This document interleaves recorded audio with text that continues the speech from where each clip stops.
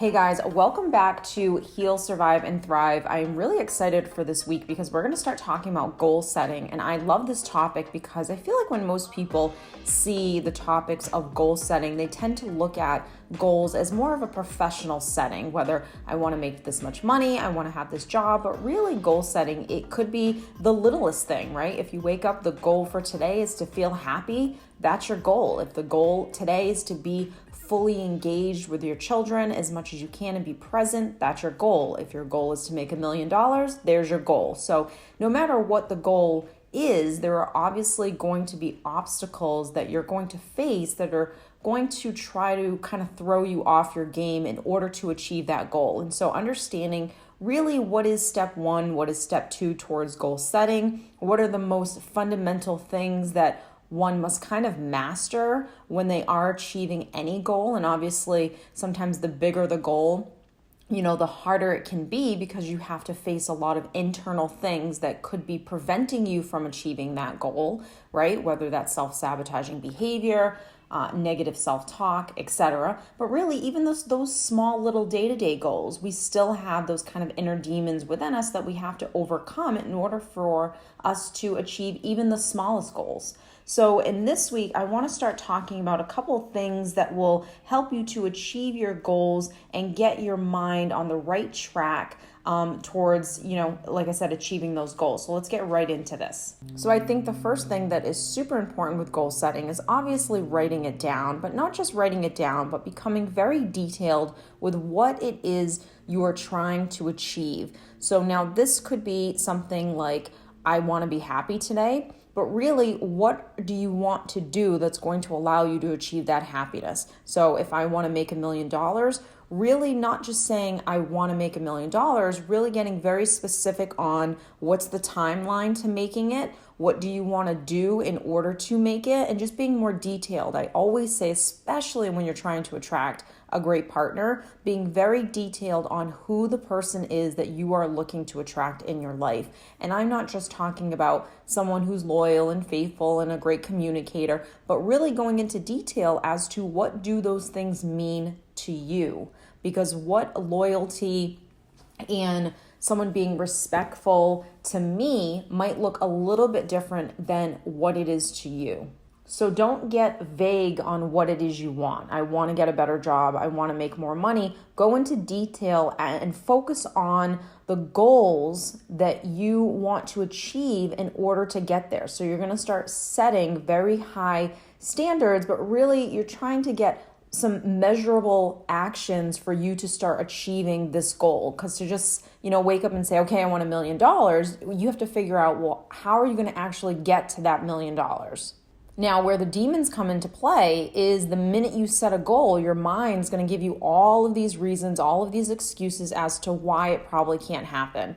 Okay, I want to make $1 million and I want to make it selling t-shirts on Amazon. Well, all of a sudden your mind's going to go to, that doesn't really sound realistic and I probably wouldn't make that much money doing that anyways. And so you start this process of sabotaging yourself. The next thing towards achieving a goal after you've kind of written it down is you have to really understand what is your motivating force behind this. So a lot of goals that we want for ourselves, they're things that we think will make us happy, right? So the $1 million is 100% going to make us happy. And by all means, having more money in your life can obviously give you more opportunity. It gives you more flexibility. It gives you a little bit more freedom. So there are pros to having more money if that is your goal. But you also have to be very clear on what it is that you're trying to achieve by having this $1 million.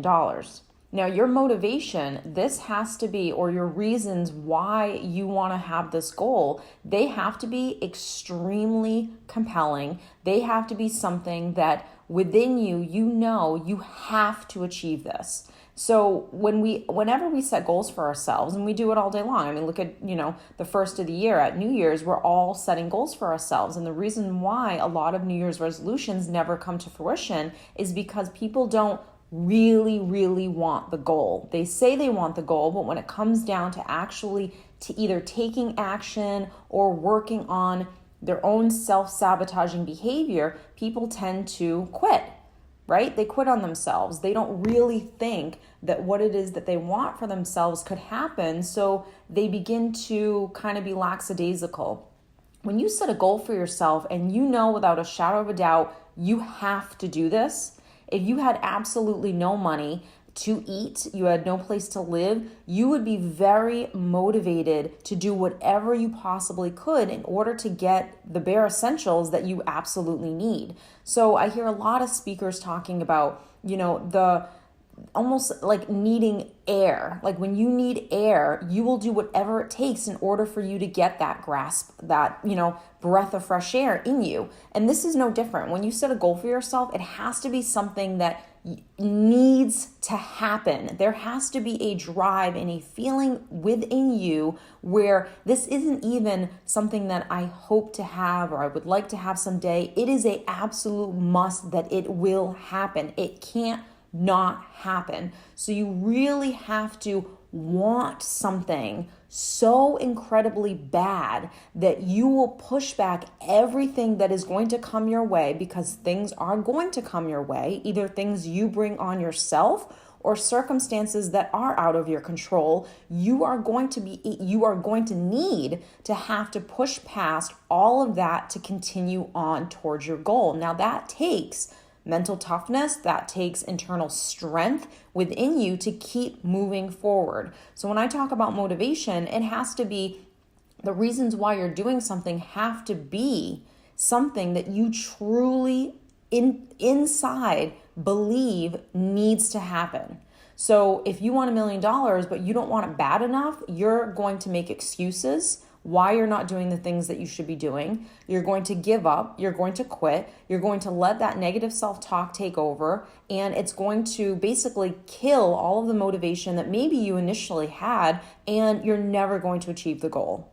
Now, the next thing is your mind. I mean, I talk about this all day, every day. It's something that I'm constantly repeating, but your mind and your self-talk is one of the most powerful tools that you will ever have. It's the most powerful muscle you will ever work and have for the rest of your life. That muscle, your mindset, the way you view yourself and life will determine everything that you have. It will determine how you feel about your physical body. It'll determine what your physical body looks like. It'll determine whether or not you even set goals for yourself, whether or not you achieve the goals for yourself. It'll determine whether or not you give up on yourself. I mean, it is the thing, and it astonishes me that in this day and age, we still are not working on our minds, and that we still aren't curious as to learning how to reprogram that subconscious, to reprogram that program that's playing over and over again that has kept you stuck for years. So all of your assumptions why something is probably not going to happen for you, all of your limiting beliefs, all of that toxic stuff that sits inside of you, that is blocking you and from moving forward. It just is. And until you tackle those internal demons, until you figure out, why do I keep limiting myself? And the sad part is, unfortunately, a lot of that negative self-talk, it's habitual. You don't really believe it. It's just an emotional program, habitual way of thinking that you've done over and over again. And it's not until, I remember years ago when I first started coaching, I had a coach that would stop me every time I was on a call with her. She would stop me and say, rephrase that. And she was stopping me every time I had a limiting belief, an assumption, any kind of negative self-talk that I was giving myself. She would stop me. And after a while, it actually became really annoying because she was stopping me every 2 seconds, but she was doing it to begin to kind of awaken me to the fact that everything that was coming out of my mouth was negative. Everything that was coming out of my mouth was fear or a limiting belief or an assumption that I thought, but it wasn't actually the reality. And so I had to learn through a lot of hard work and a lot of her interrupting me that this is how I spoke. And I always tell people, if you don't have the coach to kind of stop you every single time you say something crappy to yourself, right? Start with just how you feel. You know how you feel. And if you do check-ins with yourself throughout the day, you will be able to know, okay, how do I feel in this moment?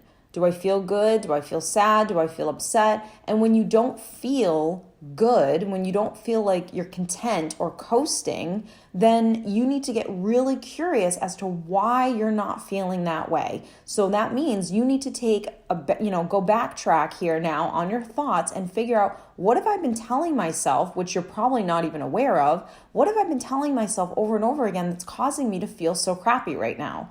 So the minute you start asking yourself those questions, you are 100% going to come to the answer of, well, I was telling myself that I'm probably going to never meet anyone, or I'm probably not going to have the job that I want, or this is probably going to be too hard of a goal for me to really work at, and it's going to take too long, and so why even bother? You are always telling yourself negative stuff, and you don't realize how much that actually affects your motivation, your self-esteem, your self-worth, the goals that you set for yourself, your ability to not procrastinate, everything. And so being really, I don't even know what the word is, I guess not mindful, but being so willing to learn how to better your mind and keep yourself at your most healthiest is so incredibly important. And it's something everyone should be doing every single day, as much as you can every single day.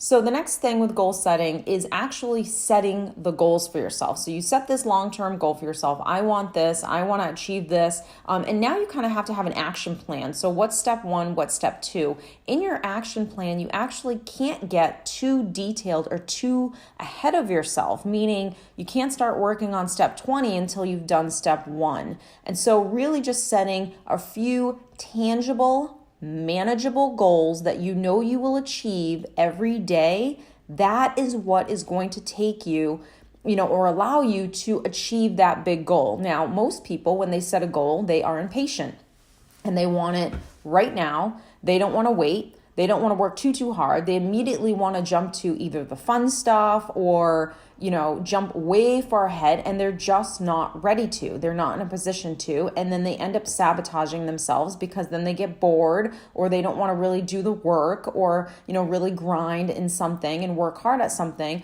or take those little steps. They want to rush through all the little steps in order to start, in a sense, they think by just rushing through everything that it's going to help them achieve the goal even faster, but it's not. So being very present to each step that you're taking and doing the best job with that step, because that step is building the foundation for you to then take the next one, I'm a business owner, and even regardless of being a business owner, I've worked in corporate America.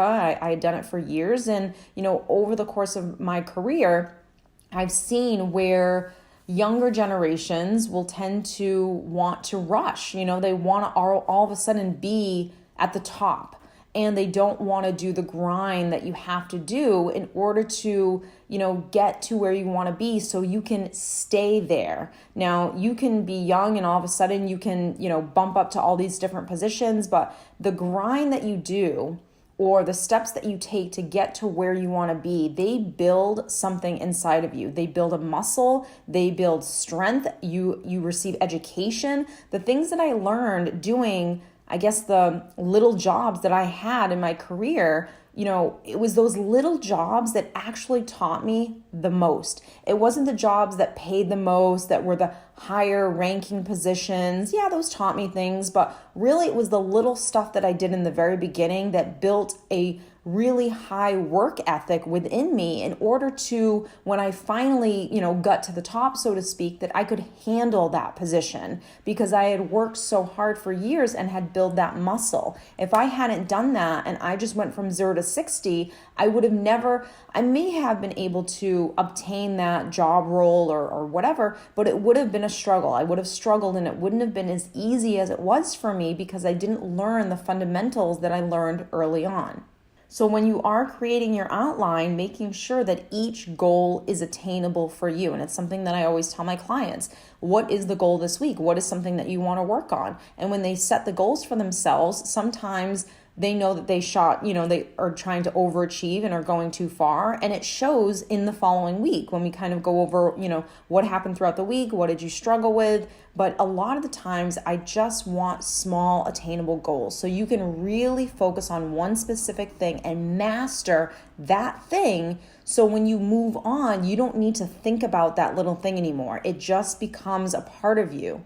So I hope you guys have enjoyed this. I hope it gave you some useful tips and information on goal setting and the things that you yourself should absolutely be working on. I always say whenever you watch a video, as you begin to listen, there's going to be a couple of light bulbs that go off on maybe some key things that you know within your own self that you specifically should be working on. So I hope that throughout this video you heard a couple of tidbits and will focus really hard on those specific key areas. Thank you guys so much for listening, and I will chat with you next time.